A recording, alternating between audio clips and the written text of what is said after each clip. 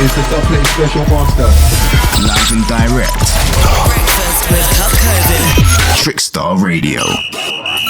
Transfer Talk.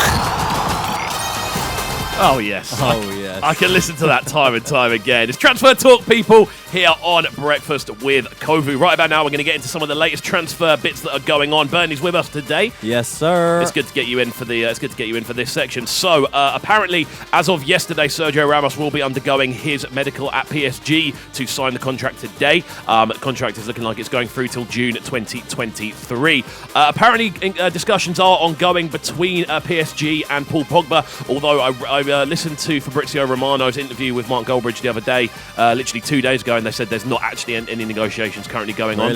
So we'll see as that go. PSG have offered Lionel Messi a contract as they look to secure a transfer as he is a free agent. Very interesting indeed. Huge. I mean, he could go absolutely anywhere right now. I can't see him leaving, but that's why we love a bit of transfer gossip. You know, it's always good to have a bit of speculation in there. People will throw around a crazy story every now and again as well. So it's PSG or nowhere, really. I think it's PSG. I think they're probably the only club that could afford it right now, even though they've got like 20 new signings already this season and already have a huge squad full of people on hundreds of thousands of euros a week. But it's PSG. It is PSG. That's what they do. We'll look into the other transfers that they've currently got going on in just a second. Leeds United, however, have completed the signing of Junior Firpo from Barcelona for around 15 million plus add-ons on a 4-year contract. Great signing for Leeds. Again, fantastic scout work, and that's definitely a player that I think is likely to offer them a fair bit going forward. I think so, yeah, and I think Leeds is the right kind of club for a player like that. You know, someone that maybe didn't quite establish themselves early on in that superstar Barcelona squad, but you know, they've come in, the pressure's not quite there to win a league in your first season, but you've got the right coaching and the right, you know, kind of team mentality to really develop you as a player. So yeah, that should be really exciting to see him in the Prem next year. And the following up to that as well, PSG have now completed the official signing of Achraf Hakimi from Inter Milan. Fee looking like it's going to be around 70 million on a 5-year deal. Is he worth 70 mil?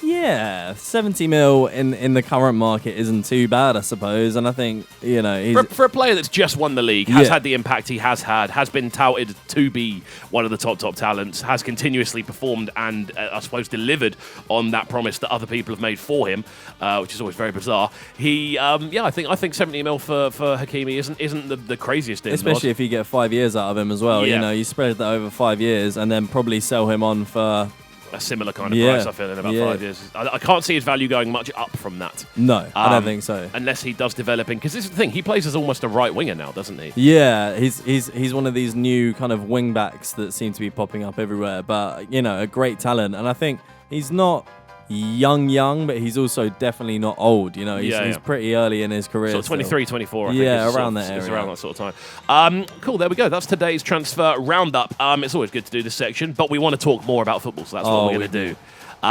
So obviously there's been some very interesting fixtures over the last few weeks. It's been a very trying time for a lot of fans. I am of course talking about the Copa America. No, I'm not talking about the Euros. Interesting result last night. Went right down to the wire. A hero, a villain, Morata. Who is he? Oh, I have no idea.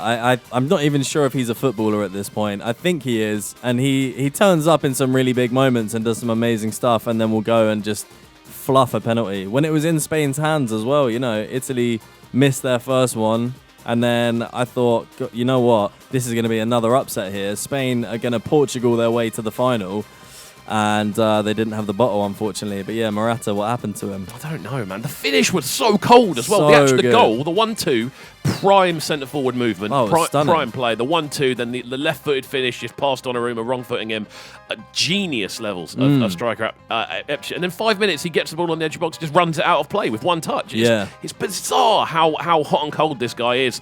But again, that Italian team just looked amazing. We were talking off air a little bit about seeing Chiellini just before the penalty shootout, just looking like he was excited more than nervous. He was just like, this is what it's all about. Just I'm like bullying Jordi Alba, getting in his head. Yeah, just punching him in the face. I know, but I think, you know, the performance from both teams tonight were quite, last night were quite reflective of their whole tournament. You know, Spain were kind of always looking like, are they actually going to turn up or are they just going to throw this away? Italy, you know, they've been a well-oiled machine the whole way through, and I think probably deserved it on the night, and definitely overall in the tournament deserved to get to that final. They've been amazing. They got some real standout players in that squad as well. But, you can't discredit Spain. There's some real young talents in there. Like Pedri looks absolutely unreal. The Olmo guy, what's his name? Dani Olmo. Dani Olmo, yeah, he really impressed me last night. He missed a couple of chances, but I thought, on the whole, yeah, great game of football, getting us even more psyched for tonight's game. Entirely. So let's move on to a bit of a discussion about tonight's game. Obviously, Denmark have been, I suppose, kind of the darlings of the tournament. Yeah. Everyone's really liked what they've done. Obviously, suffered a very, very difficult beginning to the tournament on opening day. And then since then, they've kicked on and they've impressed, realistically, as a team, as a squad. They look like a solid unit, similar to Italy in a way, where they don't necessarily have the most outstanding individual players, but they know how to play together. Oh, big time, big time. And they're all, I mean, you can see it in the way they play. They're playing with purpose now. They've got, a point to prove, and they're playing for Eriksen. They want to do him proud as well. So the passion they have on the pitch makes up for any kind of lack of world-class talent that they may have within their ranks. But, that being said, I really, really have liked watching the way they play.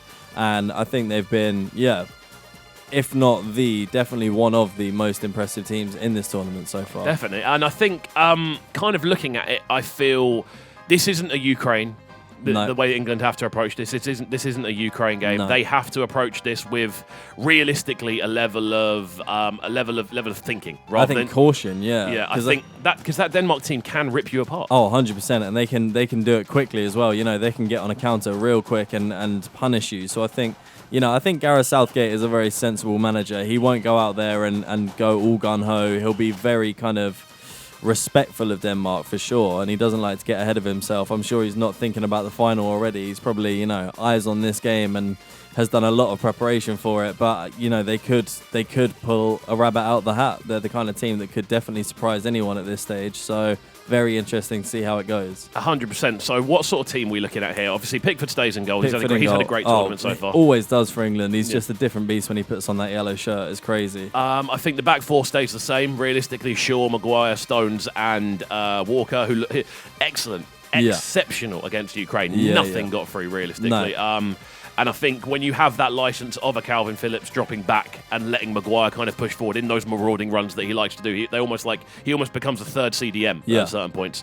I think in the midfield, do we keep it the same? Does Henderson start? Where do we think we can go? I think we keep it the same. I think we stick with Rice and Phillips and then Mount in front of them. I think it works really nicely. It gives you the cover you need to play a four at the back, and I feel like at this stage in the tournament, unless players are looking really fatigued, you don't want to tinker with the team too much because you want to keep that momentum. You've got your system. You've got your sort of, you know the way you're playing. You know how to sort of break teams down. You've almost, by this point, worked out the intricacies of each other. And everyone's confident in the way they're playing as well because they've been doing it for, 5 games or whatever at this stage. So I think this is where it gets interesting. The front four, which has been the conundrum the entire time. I feel the rest of the team has, to an extent, sort of written itself. It was almost always going to be either Henderson or Calvin Phillips alongside Rice. That's what it was always going to be.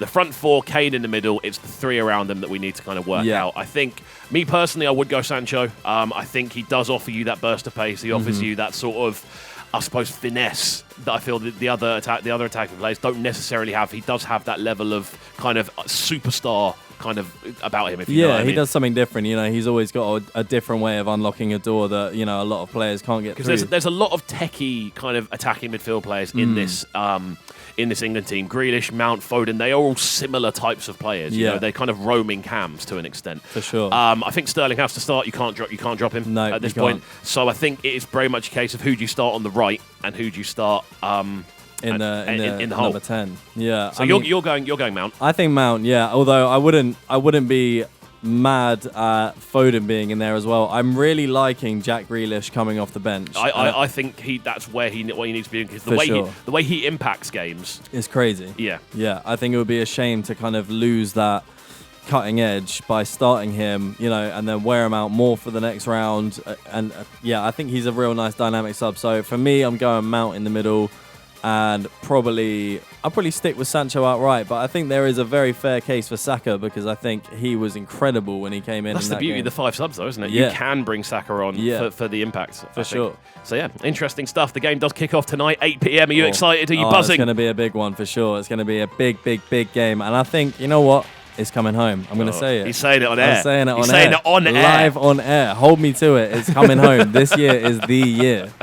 We're going to get into a tune next. The sounds of Kamikaze and Jafro. This one's Sunrise in the East. 33 minutes past 8 here, Trickstar Radio. This is Breakfast with Kxvu, bringing you their morning flavors on Trickstar Radio. Trickstar Radio.